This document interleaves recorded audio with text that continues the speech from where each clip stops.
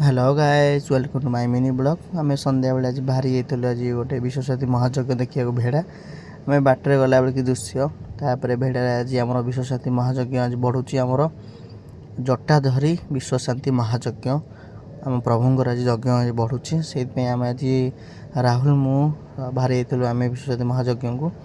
यज्ञ तो बहुत भिड़ थिला। आज जानछन यज्ञ तो प्रबल भिड़ हुए। स्त्रीलोकर तो बहुत प्रकार भिड़। आए प्रसाद सेवन भी अच्छी। आए मिलू साउंड आई मेलोडी भी होची। मत तो मिलू साउंड बहुत भल लगे।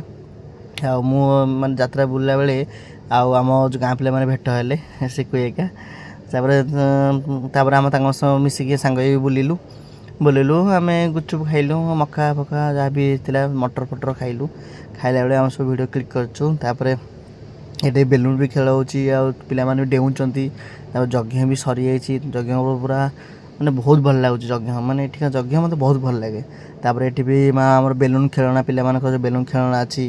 आम बाहरी जाइलु जीव खाइबा आम प्रसाद सेवन करने बाहर। तापर प्रसाद सेवन गला पे ना टिके रुह भिडियो टे करद मुझे टालन करा सागे सागे टे जो भेट टे रिंकू सहित भेट होगा। बादल भी सांगे भेट होगा। तापर भजन प्रोग्राम भी हो तापर आम खाइला खाई सारा भजन भजन टे आम टे शुणी जीव बोली भावलु। तापर ये आमर हूँ वरिष्ठ माने कौन कह फ्री फायर ये सब फ्री फायर ग्रुप ये देखुन पापड़ भाई मैंने पेट को आँस पापड़ खाइबा पेट बोधे खराब है पेट को आँस आम बेलून खेल। तापर ये अच्छी आमर चाट चाउमिन ये पूरा बढ़िया भाव प्रबल भिड़ अच्छी लोक आ खेल चक्री खेल आप जानते पिला तो पूरा भल लगे यहाँ चक्री जुजु ये होते चकुते ये टाइप माने सी भावुथे मुझे कार बजी कि मुझे कहूँ आस खाइक आस खाइक जी आस पिला खेलना ये सब खेलना अच्छी टक बस चूड़ी फुड़ी सब बिक्री होपर मुझे पिला किसी वीडियो करदे। तापर आसतु भेड़ा रामकृष्णपुर आज आश्रम यज्ञ बढ़ुची। आम टे पापड़ भाई पाखु आसीगलु आइसक्रीम खाइलु मटर भाई पाखु आसीगलु मटर टे खाई इच्छा है झालमुड़ी। तापर बादल हेका कहले झालमुड़ी खाइबा चलो झालमुड़ी खाइबा।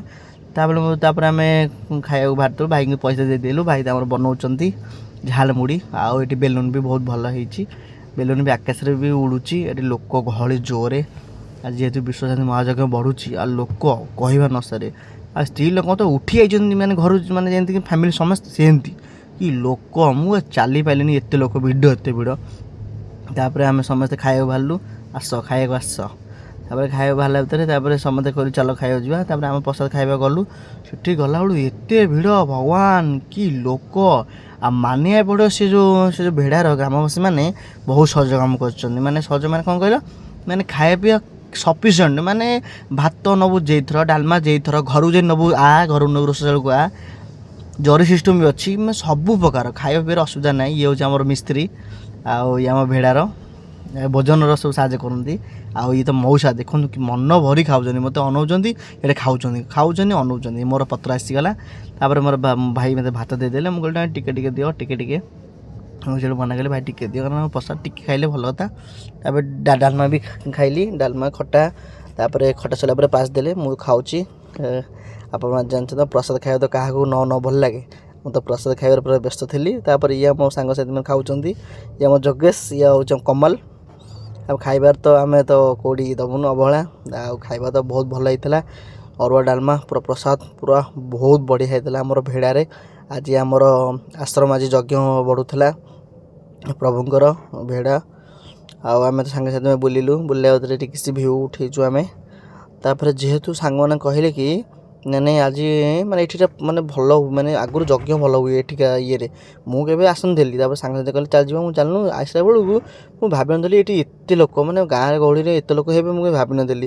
तापर सांग साथी मैंने आसिलु सांग साथी मैंने कहले चलो साउंड देखा साउंड तापर जानते माँ तारिणी साउंड चंपापुर मिलू भाई को साउंड शुणा आम राहुल तो मैंने जानते। तापर ये महायज्ञ शेष किसी मुहूर्त यज्ञ आम सरी सारा आमर आम ना जीवु भजन संग्राम पाखक भजन संग्राम आसला बेले भाई आमर माने ये करते तापर समस्त को भल से भल कथा कहले भल से बुझेले माने माने बुझे मैंने कौन कहल ମାନେ ଏମିତି ଆମ ଓଡ଼ିଶାରେ କିଛି ଖରାପ କାମ ନ ହଉ ସେଥିପାଇଁ ସେ ଭାଇ ବୁଝାଉଥିଲେ ମୋତେ ବହୁତ ଖୁସି ଲାଗିଲା। ତାପରେ ଭାଇଙ୍କର ଯେଉଁ ଗୁରୁ ଆସିଲେ ତାଙ୍କ ନାଁଟା କ'ଣ ମୁଁ ଜାଣିନି, ସେ ଗୁରୁ ଭାଇ ଆସିଲେ ତାଙ୍କୁ ଆମର ସମ୍ବର୍ଦ୍ଧନା ଦେବେ। ଆମର ଯେଉଁ ଅଛନ୍ତି ଆମର ଏଇଠି ଆମର ସେବାର ଯେଉଁ ଅଛନ୍ତି ସେ ତାଙ୍କୁ ସମ୍ବୋଧିତ କରୁଛନ୍ତି। ଆପଣମାନେ ଆସନ୍ତୁ ଭେଡ଼ା ବୁଲିକି ଯିବେ, କହିବେ କେମିତି ହେଇଛି। ଆଉ ବହୁତ ଭଲ ଲାଗିଲା ଭଜନ ସଂଗ୍ରାମ ଦେଖିକି, ଭାଇଙ୍କର ପ୍ରବଚନ ଶୁଣିକି ମୋତେ ବହୁତ ଖୁସି ଲାଗିଲା। ଭାଇ ବହୁତ ଟିପ୍ ଦେଲେ, ମୁଁ ବହୁତ ଟିପ୍ ନେଇ ବୁଝିକି ଆଇଛି। ତାପରେ ସାଉଣ୍ଡ ସେଟଅପ୍ ସରିଯାଇଥିଲା, ତାପରେ ଆମ ମିଲୁ ଭାଇଙ୍କ ସାଉଣ୍ଡ ଦେଖିକି ଆସିଲୁ।